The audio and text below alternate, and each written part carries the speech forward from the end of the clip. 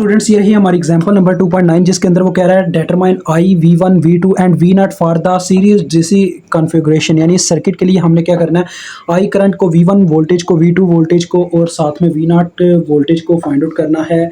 तो देखें इसके अंदर दो बैटरीज लगी हुई हैं, एक यहाँ पे E1 है, एक यहाँ पे E2 है। तो ये आई करंट इस सर्किट के अंदर इस तरीके से फ्लो कर रही है। ये सिलिकॉन डायोड है, यानी कि प्रैक्टिकल डायोड के अकॉर्डिंग इसकी वैल्यू 0.7 वोल्ट होनी चाहिए। इतना तो हमें वैसे ही पता चल गया, ठीक है, काफ़ी सिंपल है। अगर मुझे आई की वैल्यू को मालूम करना है, जस्ट यहाँ पे मेरे पास दो मेथड है। सबसे पहले मैं लूप एनालिसिस का कंसेप्ट ले लूँ, या आप कह सकते दूसरा कंसेप्ट ले लूँ जिसको हम कहते हैं, क्या उसका नाम है यार, अपना लिविंग करंट फार्मूला। ठीक है, लिविंग करंट फार्मूला। तो ये देखें मैं लिविंग करंट फार्मूला यहाँ पे इस्तेमाल करता हूँ। मैं क्या करता हूँ, यहाँ से करंट को लीव करता हूँ जो कि आई के नाम से ही है। तो ये आई को मैंने लीव किया यहाँ से। तो जिस नोड में से करंट लीव करती है उसी वक्त उस नोड के वोल्टेज लिख के आगे आपने माइनस लिख देना होता है, E1 माइनस।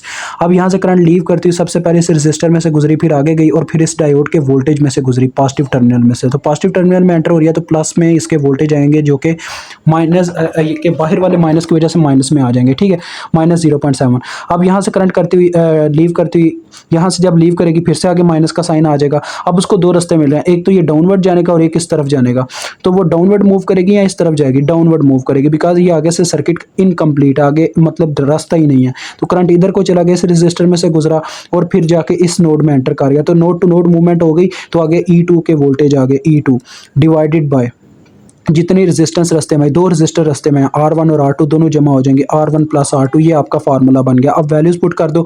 E1 की वैल्यू कितनी है अपने पास, 10 है, माइनस 0.7 माइनस। अब देखो बच्चों E2 की वैल्यू -5 है, तो माइनस माइनस प्लस हो जाएगा, +5 आ जाएगा और बटे में आ जाएगा R1 प्लस R2 यानी कि 4.7 के प्लस 2.2 के। ठीक है जी, यहाँ से हमें आई की वैल्यू मिल जाएगी। तो आई की वैल्यू हमारे पास जो आती है वो आती है 2.07 मिली एम्पेयर। ठीक है, अब मैं झूठ नहीं बोलूँगा, आपकी बुक के आंसर का ही मैं डायरेक्ट यानी यहाँ पे कॉपी पेस्ट कर रहा हूँ, आंसर वहीं से लिख रहा हूँ, क्योंकि इतना टाइम नहीं है कि कैलकुलेटर पे भी करें।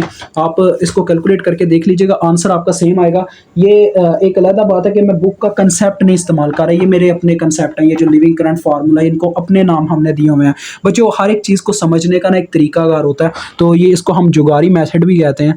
तो आप सभी जानते ही होंगे जो हम प्रीवियस से फॉलो करते आ रहे हैं। अब देखें V1 के वोल्टेज मुझे मालूम करना है। V1 में वोल्टेज लॉस कब आता है इस रजिस्टर में, V1 जब इसमें से करंट गुजरता है। तो ओहम्स लॉ लगेगा simple, V1 is equal to अपना IR1 आ जाएगा, क्योंकि इसमें से I करंट गुजर है, IR1 वैल्यू पुट कर दो। I की वैल्यू कितनी है, 2.07 मिली, और R की वैल्यू कितनी है R1 की, 4.7 के।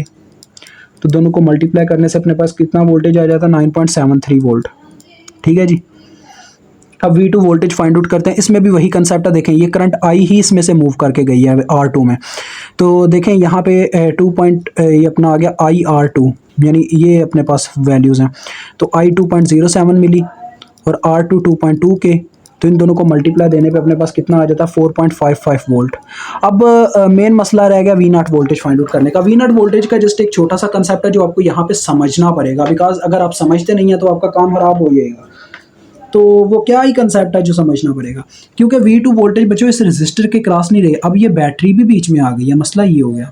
ठीक है, दैट इज़ द प्रॉब्लम। तो इस प्रॉब्लम को सॉल्व कैसे किया जाए सर? अब आप हम मुझसे ये क्वेश्चन करना चाह रहे होंगे, तो मसला ही कोई नहीं है यार, आपको भी कंसेप्ट देता हूँ। देखो सिंपल सी बात है, ये एक बैटरी लगी हुई है। ठीक है, तो बैटरी आपको पता है किस टर्मिनल्स की तरह, यानी कौन से टर्मिनल्स की तरह लगी होगी, इसका आपको पता ही है। नीचे की तरफ माइनस का टर्मिनल होगा, ऊपर की तरफ प्लस का टर्मिनल होगा इस बैटरी का। ठीक है, देन ऊपर आप देख सकते हैं इस रजिस्टर के वोल्टेज है जिनका नाम V2 है, उनके भी आप देख सकते हैं साइन कैसे हैं।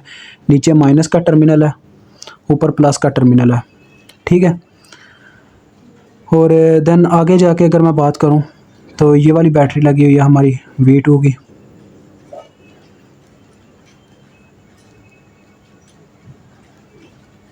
तो ये कुछ सर्किट इस तरीके से है, E2, ये अपना इसको अब V2 ही कह सकता हूँ। ये सॉरी V2 नहीं है, ये V0 है, ये अपना V0 है लास्ट वाला। ठीक हो गया। तो अब ये मेरे पास एक लूप की तरह है, ठीक है। इसकी कंडीशन मैं लूप के अकॉर्डिंग बना के ना इसकी इक्वेशन लूप के अकॉर्डिंग ही लिखूंगा और वी नॉट मालूम कर लूँगा। ये देखो बच्चों, अगर मैं इसमें करंट फ्लो करवाता हूँ क्लॉकवाइज डायरेक्शन में, तो उसका कुछ भी नाम हो सकता है, नाम कुछ और, ये आपके दिमाग में तस्वीर बननी चाहिए, नहीं तो आप रफ अमल में बना लो। तो अगर मैं यहाँ पे केवीएल के अकॉर्डिंग इक्वेशन लिखूँ, तो यहाँ से मैं चलना स्टार्ट करूँगा, करंट सबसे पहले इसके नेगेटिव टर्मिनल में एंटर करेगी तो ये आ जाएंगे -E2। मजीद आगे बढ़ते तो करंट इसके भी माइनस के टर्मिनल में एंटर करेगी तो ये आ जाएंगे -V2। देन मजीद आगे गया तो करंट इसके पॉजिटिव टर्मिनल में एंटर हुई तो ये आगे प्लस वी नॉट, और चक्कर मुकम्मल होने पे इज इक्वल टू 0। तो देखें वी नॉट की इक्वेशन आ रही है, V naught is equal to E2 plus V2। अगर मैं वैल्यूज पुट करता हूँ तो E2 की वैल्यू -5 है, प्लस V2 की वैल्यू आपने देख ही ली है 4.55 है। तो अपने पास आंसर क्या आ रहा है, माइनस में आंसर आ रहा है -0.45 वोल्ट। तो देखें ये मेन कंसेप्ट है। मैंने बुक का कंसेप्ट कह लें चाहे बुक की कैलकुलेशंस इस्तेमाल किया, लेकिन आप देख सकते हैं मेरा कंसेप्ट बुक के कंसेप्ट से डिफरेंट ही होगा।